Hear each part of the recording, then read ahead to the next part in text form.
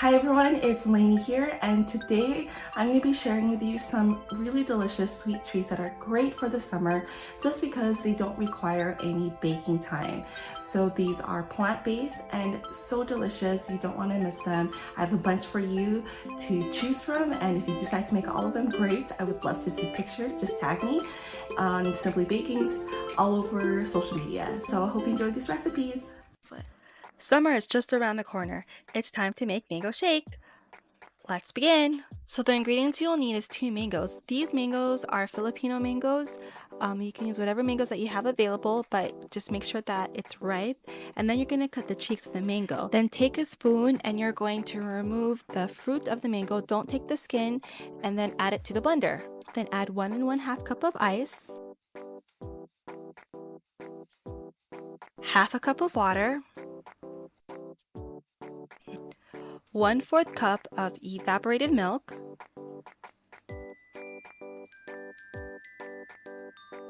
and 1/4 cup of sugar. Then blend it for about 3 minutes, or until everything is mixed in. Then pour your mango shake into a cup. What's your favorite kind of smoothie or shake that you like to drink during the summer? Let me know in the comments. Thanks for watching! How to make pumpkin ice cream. I know you're thinking pumpkin during the summer. The ingredients you will need is 8 ounces of heavy whipping cream, 14 ounces of sweetened condensed milk, 3/4 cups of pure pumpkin puree. So let's take a moment and talk about pumpkin puree and the great benefits of it and how versatile it is. First of all, you can replace half of the butter or margarine in any of your baking recipes with a pumpkin.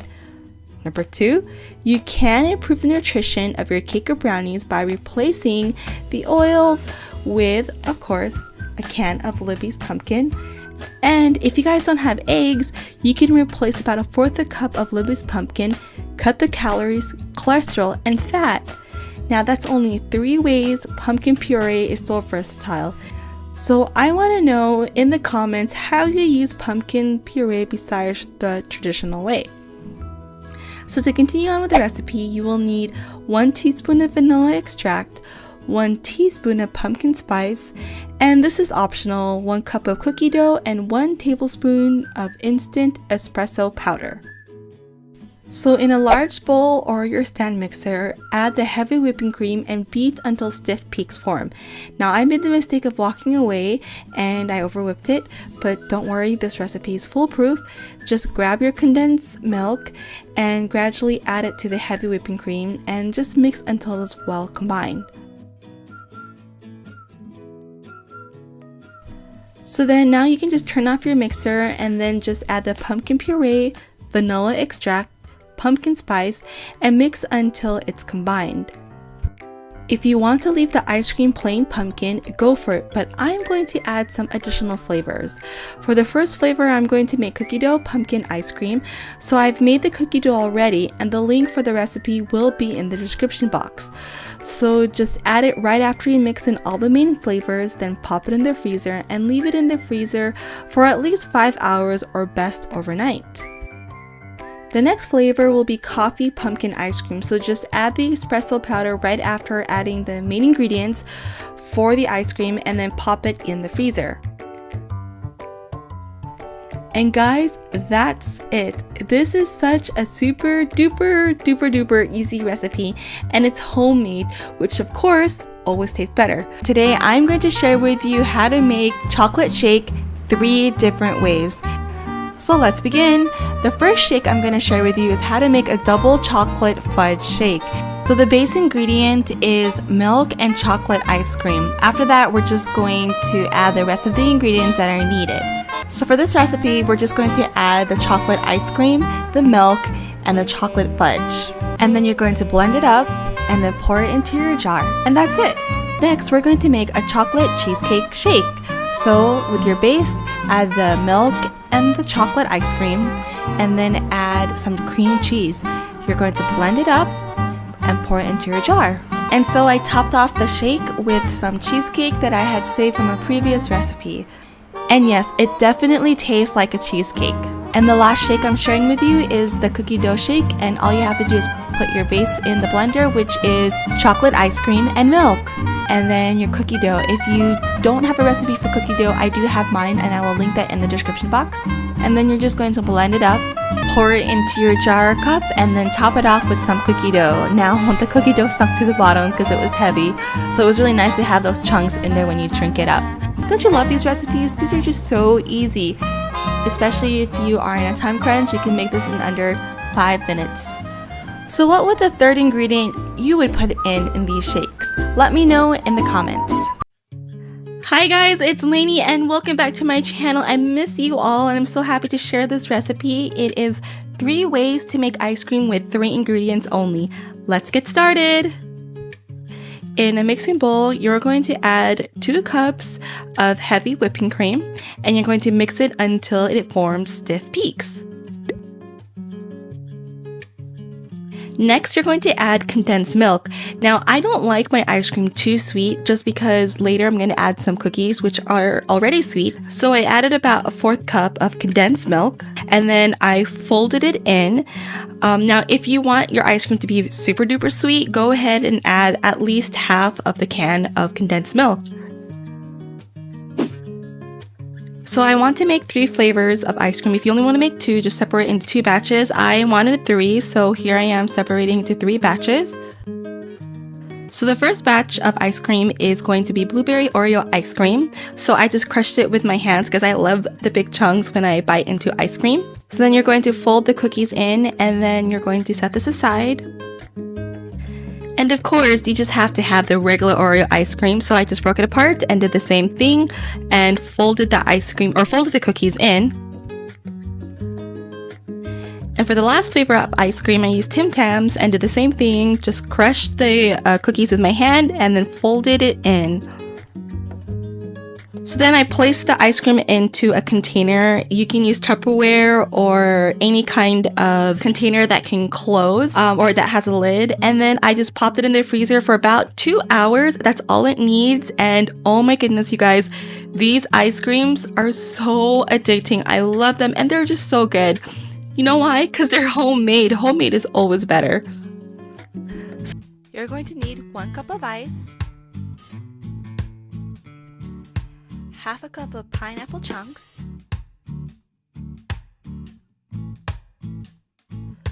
1 whole mango,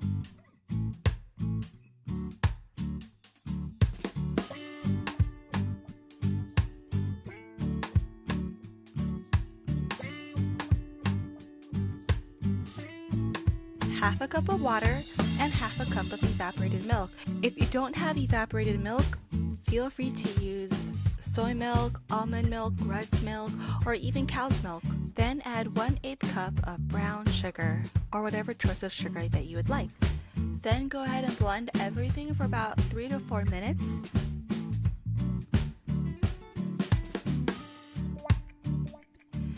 Then pour your pineapple mango smoothie into a cup.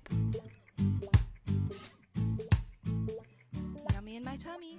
So in a large bowl, add 1 cup of milk, 1 small box of banana cream pudding, and you're going to mix it with a handheld mixer until it is custard-like. Set this bowl aside, and in another bowl, you're going to add the cream cheese, 3/4 cups of sweetened condensed milk, and you're going to mix it until it is well combined. Now, if you have just taken out the cream cheese from the refrigerator, you're going to mix it until there's no lumps found in the batter. Next, add the whipped topping, and you're going to fold it in. Then take the cream cheese mixture and you're going to add it to the pudding mixture, and you're going to mix until everything is well combined. So after I was done mixing, I just placed this in the freezer while I made the crust. So all you need is a 9-inch pan, and then you're going to add these cookies on the bottom layer. Next, add the bananas. Now I used 2 bananas to make these. Then you're going to add the mixture that you placed in the freezer and make sure to spread it out evenly. And that's it, guys. This is such an easy recipe to make, and with the extra cookies that you may have, you can just decorate the banana pie as you please. Now, like I said earlier, it has been really hot here, and this was very refreshing on these hot summer days, even when I had my AC blasting. So in a mixing bowl, you're going to add 4 cups of heavy whipping cream, half a cup of powdered sugar, and 2 teaspoons of vanilla extract, and you're going to mix it until stiff peaks form. Now this took me about 3 minutes to get everything whipped up. Then you're going to need some sliced strawberries, some graham crackers, a 9 by 13 inch pan, and what you're going to do is you're going to add the heavy whipping cream mixture into the pan, and you're not going to add a lot, you're just going to have enough to cover the bottom layer, just enough so that the graham crackers, which is the next layer, will not move around.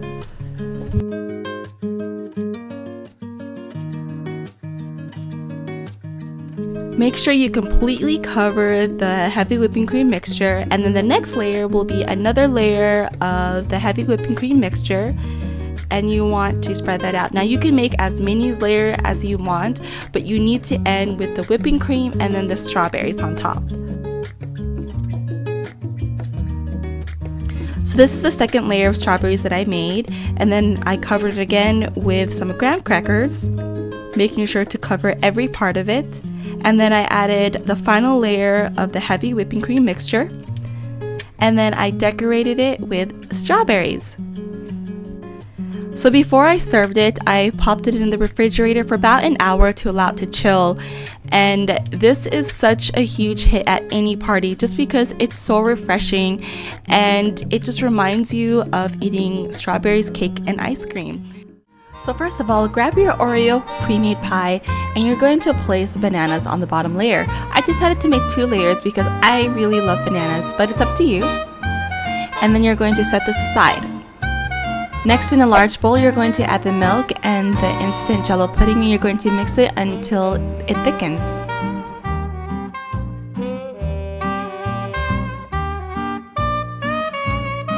So once it thickens, you're going to add the whipped topping, and you're going to mix that in, then add the chopped strawberries.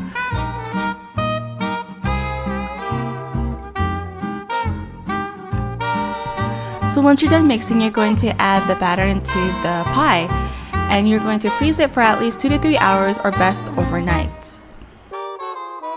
And once it's frozen, you're going to add the whipped topping onto the top, or you can just decorate it however you please.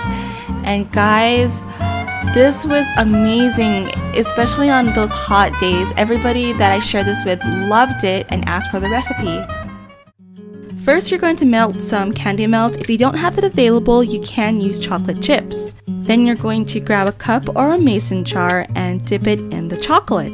Don't forget to tap out the chocolate and then let it sit for about 2 minutes to harden. If you put the candy immediately on the chocolate, it will fall off because the chocolate is too wet, and I had to learn that the hard way. So to decorate, I just grabbed some M&Ms and some Snickers, which I made into small chunks, and I just put it on just like so, or you can do it this way, which is, I think, the easiest way. First, dip the chocolate, let it sit for about 2 minutes, and then I put the mason jar on the plate, kind of push the M&M to the chocolate, and then I placed it in the freezer while I made the shape.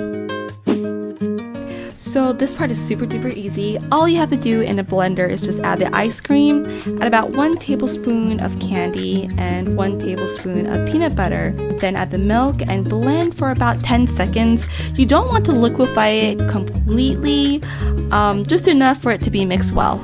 So guys, it's been really hot here in Southern California. Like today is 106 degrees and this drink hit the spot. I love the added texture in the drink from the M&Ms and then the peanut butter. Now I love peanut butter. If you don't love peanut butter, just omit it. But it was just right.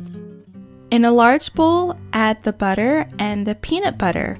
I use crunchy peanut butter, but if you don't want to use crunchy peanut butter, you can just use the regular one. Then you're going to pop it in the microwave for about 45 seconds, and you're going to stir it until it is smooth. Also, to stay up to date with all of my latest recipes, hit the subscribe button. Next, add the graham cracker crumbs and sugar, and you're going to mix it until it is well combined. And don't forget guys, you can get the complete recipe at my blog, SimplyBakings.com. So next, grab your silicone baking cups. I got mine from Kitchen Buddies. They were kind enough to send me some. So next, you're going to add some of the peanut butter into those silicone cups. If you only want a double layer, add about 2 tablespoons of it. If not, you're going to just add about 1 tablespoon and then place it in the refrigerator for about 20 minutes. Then in a microwavable safe bowl, you're going to add the chocolate chips and the milk, and you're going to melt it in 15-second intervals until you get this consistency of chocolate. So after about 15 minutes, the peanut butter hardened and I was able to add the second layer of chocolate. Once you're done adding it, you're going to place it back in the refrigerator for about 10 minutes and then remove it and add the rest of the peanut butter. If you don't want to have 3 layers, you can just add all of the chocolate, but I felt like having 3 layers, and the peanut butter will be sitting outside, so you need to melt it again for about 15-20 seconds and then add it back in, or it will look bumpy like what happened to mine.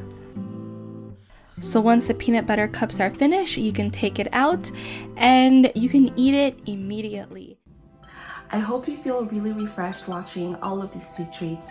Please don't forget to subscribe and like. It really does help the channel and help me. Let me know in the comments what kind of videos you want to see in the future. Thanks for watching. Bye guys.